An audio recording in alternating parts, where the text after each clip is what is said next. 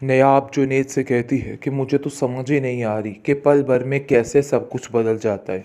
मैं जब भी कुछ अच्छा करने की कोशिश करती हूँ कुछ ऐसा हो जाता है कि काम तबाह हो जाता है। आखिर ये क्या माजरा है, क्या मसला है, कुछ समझ नहीं आ रहा है। खैर अब देखेंगे कि फ़िलहाल तो बेचारी काफ़ी ज़्यादा परेशान है और हैरान है कि आखिर ये सब चल क्या रहा है, ये सब हो क्या रहा है। उसको अभी तक समझ ही नहीं आ पा रही इन बातों की। लेकिन जुनैद इसको समझाने की कोशिश करता है और कहता है कि कहीं न कहीं ये बहुत गहरी साजिशें हैं, जिनका आपको इल्म नहीं है। लेकिन फ़िक्र मत करें, अब सब ठीक हो जाएगा। उसकी दादी जो है ज़ावियार की, वो भी काफ़ी परेशान है और कहती है कि नायाब को इतना आप लोगों ने तंग कर दिया कि वो बेचारी इधर से जाने का फ़ैसला कर बैठी। हालाँकि ये फ़ैसला उसको नहीं करना चाहिए था। जुनैद कहता है कि बिल्कुल ठीक कह रही हैं आप, ऐसा ही है। वो कभी भी इतना जज़्बाती फ़ैसला नहीं ले सकती हैं, लेकिन सिर्फ़ और सिर्फ़ कुछ लोगों की वजह से उन्हें ये फ़ैसला लेना पड़ा है। जिस पर उसकी माँ कहती है कि तुम्हारा इशारा मेरी तरफ है शायद, लेकिन ये मत भूलो कि जो कुछ हुआ सबके सामने हुआ। मैंने ऐसा वैसा कुछ भी नहीं किया और ना ही इन सब चीज़ों में मेरी कोई मर्ज़ी शामिल थी। खैर आप देखेंगे कि वो उसको समझाने की कोशिश करता है कि मैं आपका दुश्मन नहीं हूँ, बल्कि मैं आपको समझाने की कोशिश कर रहा हूँ कि अपने दिमाग को दुरुस्त रखिए और प्लीज़ इस तरह के वहमो गुमान अपने दिल से निकाल दें, क्योंकि ऐसा कुछ भी नहीं है और ना ही नेहा भाभी किसी का बुरा चाहती हैं। जो लोग यानी कि जो बातें आप लोग अपने दिल में लेके बैठ गए हैं, इनको अपने दिल से निकालना होगा, वरना मामला काफ़ी ख़राब हो जाएगा। लेकिन कहाँ सुनने वाली है निगार, और वो कहती है कि तुम्हें तो बस अपनी ही पड़ी हुई है। पता नहीं ऐसा क्या माजरा है, ऐसा क्या मसला है, मुझे तो कुछ समझ नहीं आ रहा है। खैर मैं अब इन बातों को खुद ही हैंडल करने की कोशिश करता हूँ। मैं अब खुद ही सबको संभाल लूँगा, मुझे पता है कैसे नहीं, आप किस चीज़ का दिखावा कर रही हो इस घर में? इस घर में तुम्हारी कोई भी जगह नहीं है और चाहते हुए भी तुम अपनी जगह इधर नहीं बना सकती हो। देखो अगर कोई फ़र्क उधर आ जाता। असल बात तो ये है कि ऐसा ना हो कि तुम जुनैद की बातों में लग के अपने आप को बड़ी महारानी तस्वर करने लग जाओ। तुम्हारा ये रवैया बिल्कुल गलत है। जिस पर आप देखेंगे कि तानिया कहती है कि आप बिल्कुल ठीक कह रही हैं, ये लड़की बिल्कुल नहीं बदलने वाली और पता नहीं क्या क्या करेगी। आप इसके हाथ से सारे इख्तियारात ले लीजिए, क्योंकि मुझे नहीं लगता कि कोई मामला ठीक है। ऐसा लग रहा है कि सब कुछ गलत होने जा रहा है। यानी कि तानिया बुरे तरीके से दिमाग भर रही है अपनी सास का और कहती है कि बात कीजिए दादी जान से कि सारे इख्तियारात उससे ले लिए जाएं, क्योंकि मुझे नहीं लगता कि कोई भी मामला ठीक है। जिस पर आप देखेंगे कि नायाब कहती है कि मैंने कौन से आप लोगों के इख्तियारात को छेड़ा है, मैंने तो कभी किसी चीज़ का नाजायज़ फ़ायदा नहीं उठाया है। अरे एक बात की थी सीधी सी, लेकिन आप लोगों ने तो उस बात का तमाशा ही बना के रख दिया। ऐसी तो कोई बात है ही नहीं थी। लेकिन आप देखेंगे कि वो मानने को तैयार ही नहीं। ज़ावियार कहता है कि कोई ना कोई ऐसी बात तो ज़रूर है, लेकिन इतनी पुरानी हमारी मुलाज़मा झूठ कैसे बोल सकती है? तुमने ज़रूर कुछ किया होगा। मुझे पहले दिन से ही शक था कि तुम ये हरकतें करोगी और देखो आज वही हुआ है। तुमने वही कर दिखाया जिस चीज़ का हमें डर था। जिस पर वो कहती है मेरा यकीन माने, लोगों की बातों में आके आप अपने आप को इस तरह से क्यों ख़राब कर रहे हैं? मैंने कुछ भी नहीं किया, आपको मेरी इस बात पर यकीन करना होगा। लेकिन निगार कहती है कि वो मेरा बेटा है और मेरी ही बात पे यकीन करेगा।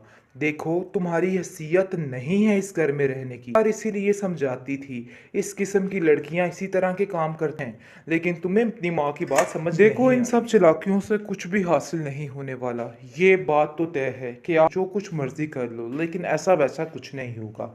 जो उसकी हैसियत है वो उसकी हैसियत ही रहने वाली है। खैर आप देखेंगे कि नयाब काफ़ी ज़्यादा परेशान है। जिस पर उसकी अपनी दादी उसको कॉल करती है और कहती है कि मुझे तो बहुत अफसोस हुआ ये सुनकर। इतना भी दीद लिहाज नहीं था जावियार में कि उसने हमें 2 पल के लिए वहाँ पे बर्दाश्त कर लिया हो। मैं तो हैरान ही होगी, मेरी तो अक्ल ही दंग रहेगी। तुम्हारी भाभी इस बात से काफ़ी खफा है। आखिर ये लोग क्या अपने आप को समझते हैं, ऐसा कैसे कर सकते हैं? जिस पर वो कहती है आप फिक्र मत करें, सब ठीक हो जाएगा। और भाभी को भी समझाइएगा कि दिल में ऐसी कोई भी बात ना रखिएगा। खैर आप देखेंगे कि हर तरीके से नेहा हर चीज़ को हैंडल करने की कोशिश करती है, लेकिन बेसूद कुछ भी उसको हासिल नहीं होता है।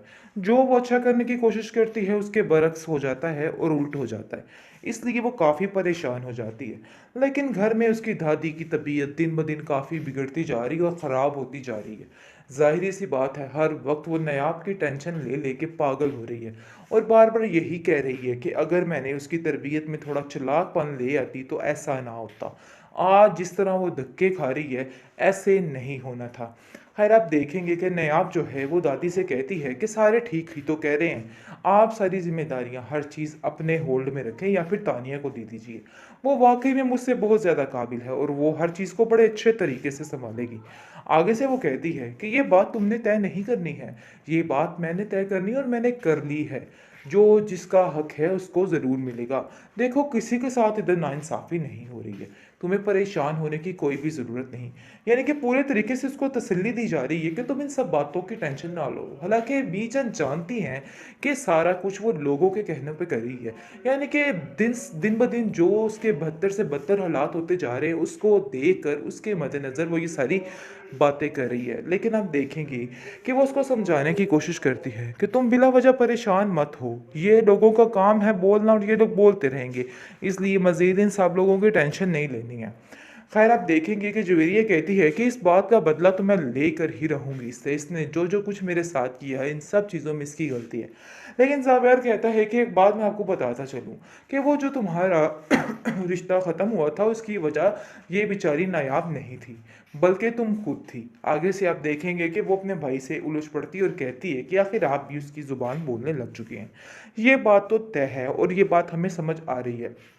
लेकिन वो उसको समझाने की कोशिश करता है कि मुझसे खुद नायरा आंटी की बात हुई है, उन्होंने मुझसे खुद सारी बात की है, इसलिए किसी पर बिला वजह तोहमत और इल्ज़ाम लगाने से बेहतर है कि अपनी ज़ुबान को बंद रखा जाए और मज़ीद इस तरह की कोई भी बात आइंदा से तुम नहीं करोगी।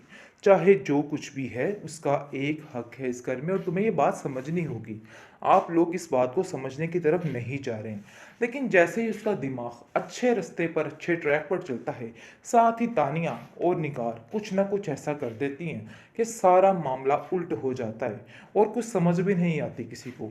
खैर, आप देखेंगे कि दादी समझाती है नायाब को कि नायाब तुम परेशान मत हो, देख लेना तुम्हारा जो मुकाम है वो मैं तुम्हें दिलवा कर ही रहूँगी। चाहे ये लोग लाख कोशिशें कर ले उसके बावजूद भी इनको कुछ हासिल नहीं होने वाला, ये बात तो तय है।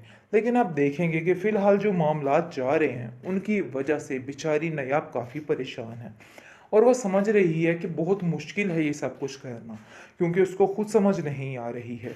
लेकिन वो इस चीज़ को लेके चलती है और सबकी बातों पर यकीन करती है। यानी कि जैसे जुनैद उसको अपनी बहनों की तरह ट्रीट करके उसका बता रहा है कि तुम्हें थोड़ी चालाकी और होशियारी दिखानी है और उसकी काफ़ी ज़्यादा हर चीज़ में मदद कर रहा है। ये बात उसके लिए काफ़ी ज़्यादा मददगार साबित हो रही है। लेकिन दूसरी तरफ दादी भी हर मुमकिन कोशिश कर रही है कि हर तरीके से इसको सेव किया जाए और इसको थोड़ा होशियार बनाने की कोशिश की जाए।